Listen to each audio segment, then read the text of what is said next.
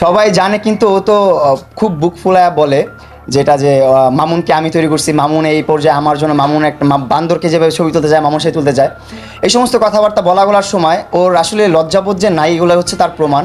কারণ ওকে নিয়ে আমি কখনো একটা নেগেটিভ নিউজ করি, নেগেটিভ কথা বলি নাই, কিন্তু ও এই সমস্ত কথাগুলো বলছে একটা হেটার্সের কাছ থেকে। এগুলো আমি আশা করি না যে একটা হেটার্স এই সমস্ত কথা বলবে। লেনদেনের তেমন কিছু না, ওর সাথে কোনো কন্ডিশন দিয়ে আমি ছিলাম না। ও অ্যাজ এ ডাইহার্ট ফ্যান ছিল আমার। ও কিন্তু সবসময় সব প্রেস কনফারেন্সে বলছে আমি মামুনের বিগেস্ট ফ্যান, আমার মতন ফ্যান কেউ নাই। তো অ্যাজ এ ফ্যান হিসাবে ও যা যা গিফট করছে, যেমন আমাকে একটা গাড়ি গিফট করছিল, যেটা হচ্ছে 6 লাখ 7 লাখ টাকা বিক্রি করে ফেলছি। তারপর হচ্ছে আপনার কি বলে একটা মোবাইল মানে ছোটোখাটো অনেক কিছুই আছে, এরকম অনেক গ্যাজেট গিফট করছে আমাকে। তো আমি এইভাবে কাউন্টেবল করে, আমি একজন সৎ মানুষ, আমার মধ্যে কোনো প্যাচগোজ নাই ভাই, আমি কোনো প্যাচগোজ নিয়ে কথাবার্তা বলি না। আমি বলছি হ্যাঁ ও আমার পিছনে ব্যয় করছে, এমন না যে আমি ওর কাছ থেকে আদায় করছি বা আমি চেয়ে নিছি, এটা এক কথায় বলা যায় ইনভেস্ট করছে আমার পিছনেও। ও আমাকে ইমপ্রেস করছে, আমার বার্থডেতে আমাকে একটা গাড়ি গিফট করছে, তারপরে এমনিতে আমার স্পেশাল ডেগুলোতে আমাকে কিছু গিফট করতো। সো এরকম ইনভেস্ট করছে, এটা ও আমার পিছনে যেটা ইনভেস্ট করছে তার চেয়ে বেশি কিন্তু ইনকাম করছে। ওর যে পেজ থেকে ইনকামগুলো হয় সব টাকাগুলো কিন্তু ওর নিজের অ্যাকাউন্টে যায়, এটা কিন্তু আমার অ্যাকাউন্টে আসে না। আমার পেজে আমি কন্টেন্ট না দিলেও ওর পেজে কন্টেন্ট যায় অলওয়েজ। ও ব্লগ করে, ও লাইভ করে, সবসময় কিন্তু আমি ওরে অ্যাপ্রিসিয়েট করি। আমি আসলে কোনো সম্পর্কর মধ্যে গিভ অ্যান্ড টেকে বিলিভ করি না, এবং মামুনের সাথে আমার কোনো গিভ অ্যান্ড টেক রিলেশন ছিল না কখনোই। সো আমার পেজের জন্য মামুনকে ব্যবহার করেছি বা মামুন আমাকে ব্যবহার করেছে, এই জিনিসটা আমি কখনোই বলতে চাই না। আমি যদি এখন ড্রিঙ্কস করে থাকি, আমি যদি নেশা করে থাকি, এটার পিছিয়ে দায় হচ্ছে ও। কারণ ওর বাসায় যে কার্যকলাপগুলো হতো, ওর বাসায় যে সমস্ত মানুষগুলো আসা যাওয়া করতো, এগুলো আমি অ্যাকসেপ্ট করতে পারতাম না। আমার কাছে ও যে ড্রিঙ্কস করতো এগুলোর ভিডিও আছে, ও যে ড্রিঙ্কস করে, ও আমার এই ড্রিঙ্কস করা তো পরের কথা, ও ড্রিঙ্কস করার ভিডিও তো আমার কাছে আছে। এই যে ড্রিঙ্কস করছে, ড্রিঙ্কস করছে ও, হ্যাঁ। তারপরে এই যে ওরে ড্রিঙ্কস দিচ্ছে, আমি দেখাই আপনাকে, এই যে মদের বোতল এগুলো সব ওরে দিচ্ছে, হ্যাঁ। এগুলো কিন্তু আরও অনেক প্রমাণ আছে, অনেক কিছু আছে আমার কাছে। এগুলো আমি চাই না প্রমাণ করতে, প্রুভ করতে চাই না, আমি কারো ছোটো করতে চাই না। আমি আজকে অনেক কিছু চিন্তা ভাবনা করে আসছিলাম যে যেগুলো প্রুভ করবো, প্রিন্ট আউটও করে রাখছিলাম, কিন্তু একটা ভাইকে বলে আসছি আমি যে আমি এগুলো করবো না, তাই আমি করলাম না এগুলো। সেদিন বলেছিলেন যে মামুন ড্রিঙ্কস করে, আপনি কখনোই ড্রিঙ্কস করেন না।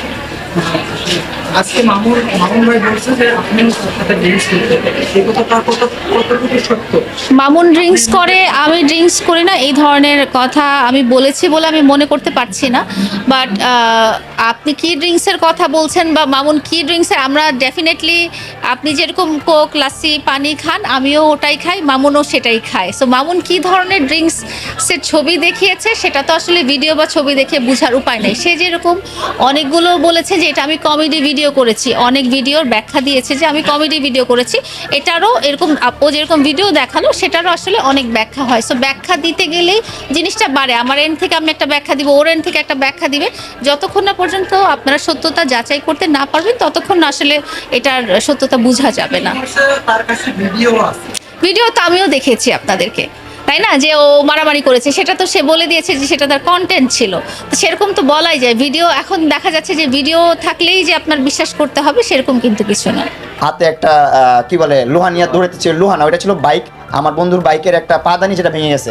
পরে বললাম বন্ধু চল দুষ্টামি করি, আমরা একটা প্র্যাঙ্ক ভিডিও করি। এটা অনেক ইন্ডিয়াতে অনেক প্র্যাঙ্ক করে, দেখবেন আপনার ভয় দেখায়, ভয় দেখানোর পরে বলে ভাইয়া প্র্যাঙ্ক ছিল, এই হ্যালো করেন। তারা তো ফেমাস না, আর আমাকে বাংলাদেশে তো মোটামুটি কিছু মানুষ চিনে। সো ওই ভিডিওর এমন অংশ আছে যেগুলো কেটে দিছে ও, যেখানে আমি যখন একটা বাস ড্রাইভারকে ভয় দেখাতে গেলাম, এই দর বাস ড্রাইভার তো ভয় না পায়, আমাকে বলছে আরে আপনি মামুন ভাই না, আপনি তো, আমি ভয় পাই না ভাই, আমি তো আপনার ভিডিও দেখি ভাই। এটা আমার একটা প্র্যাঙ্ক ভিডিও ছিল, ওই ভিডিওটা ও শুধু ওই ভিডিও না, আরও অন্য অনেক ভিডিও আছে যেসব ভিডিওরা ও ইউজ করছে, আপনাদেরকে দেখাইছে প্রজেক্টর দিয়ে। ওই ভিডিওগুলো অনেক আগের ভিডিও, আপনার 4-5 বছরের আগের ভিডিও। একটা মানুষের সাথে অ্যাজ এ নর্মাল মানুষ হিসাবে, আমাকে কোনো সেলিব্রিটি হিসাবে বা কোনো কন্টেন্ট ক্রিয়েটার হিসাবে না দেখে একটা অ্যাজ এ মানুষ হিসেবে দেখেন যে একটা মানুষের সাথে একটা মানুষের অনেক সময় ঝগড়াঝাটি হয়, রাস্তার মাঝখানে হয়, কোনো পার্কে হয়ে যায়, কোনো অনুষ্ঠানে হয়ে যায়, ঝগড়াঝাটি হয়ে যায়। সো ওই ঝগড়াঝাটির ভিডিওগুলো ভাইরাল হয়েছে। আমি দিয়াবাড়ির একটা ভিডিও দেখেছি, সেই দিয়াবাড়িতে যেয়ে আমি মার খেয়েছি, সেখানে আমি একটা মানে মুখ দিয়ে একটা গালি দিই নাই, একটা প্রতিবাদও করি নাই, এবং বাংলাদেশের মানুষের প্রতিবাদ করে নাই, তারাও খুশি হয়েছে, হা হা করছে। মানে আমিও যদি আইনের আশ্রয়ও নেই নাই, বলছি ওরা খুশি, তো আমাকে মারছে, আমাকে হ্যারাসমেন্ট করছে, ওরা খুশি হয়েছে, খুশি থাকুক। আচ্ছা, একজন লাইফ পার্টনার বা সোলমেট, আমি সবসময় এই শব্দ দুটো ইউজ করে আসছি মামুনের ক্ষেত্রে, যে সে আমার লাইফ পার্টনার এবং সোলমেট। আপনি যখন আপনার স্ত্রী বা আপনার সহধর্মিণী বা আপনার সোলমেটের জন্য আপনি কিছু করেন, তখন কি আপনি ইমপ্রেস করার জন্য করেন না নিজের দায়িত্ববোধ থেকে করেন? তো আমি নিজের দায়িত্ববোধ থেকে করেছি এবং আমি সবসময় চেয়েছি মামুন ভালো থাকুক, মামুন উপরে উঠুক, মামুন শান্তিতে থাকুক, মামুন যাতে কমফোর্টেবল একটা লাইফ লিড করতে পারে, সচ্ছল একটা লাইফ লিড করতে পারে, সেই থেকেই আমার মামুনকে সাপোর্ট করা। এখানে ওই যে যেটা বললাম যে তাকে ইমপ্রেস আমার কেন করতে হবে, সে তো অলরেডি ইমপ্রেস হয়ে আমার সাথে ছিল, সে তো আর আলাদা ছিল না। যে আপনি তাকে বাজে মন্তব্য করে হচ্ছে কথা বলেন, এই বিষয়ে আপনি আমি এমন কি আমি লাস্টের ব্রিফিংটাতেও যেখানে আমি আমাদের কেসটা নিয়ে কথা বলেছি, আমি বলতে পারবো না যে আমি ওকে ডাইরেক্টলি কোনো খারাপ ভাষায় গালাগালি করেছি বা তার কোনো খারাপ তাকে খারাপ বা ছোট করতে চেয়েছি। আমি জাস্ট মামলাটা কিভাবে হয়েছে সেটা বোঝাতে চেয়েছি এবং তার কিছু দিক আমার মনে হয়েছে যে ইমপ্রুভ করা দরকার একজন সামাজিক মানুষ হিসেবে, সেটাই আমি জাস্ট ধরিয়ে দিতে চেয়েছি। তাকে ছোট করে করা উদ্দেশ্য আমার কখনোই না। গাড়ির ভিতরে আমি অনেক সময় ড্রাইভার না থাকে যখন, তখন আমি নিজে ড্রাইভ করি। হ্যাঁ, ওই দিন আমিও ড্রাইভ করতেছিলাম, ওই দিন আমি নিজে ড্রাইভ করতেছিলাম। তো ড্রাইভ করার মধ্যে ওর মধ্যে আর আমার মধ্যে, ও আমার পাশের সিটে বসা, প্যাসেঞ্জার সিটে, আমি এই সিটে বসা, ওর আমার মধ্যে কথা একটা তর্কতর্কি শুরু হয়ে গেল একটা পর্যায়ে। তর্কতর্কি থেকে ও আমাকে হিট করলাম, এরকম ব্যাপারটা নর্মাল ছিল একদম।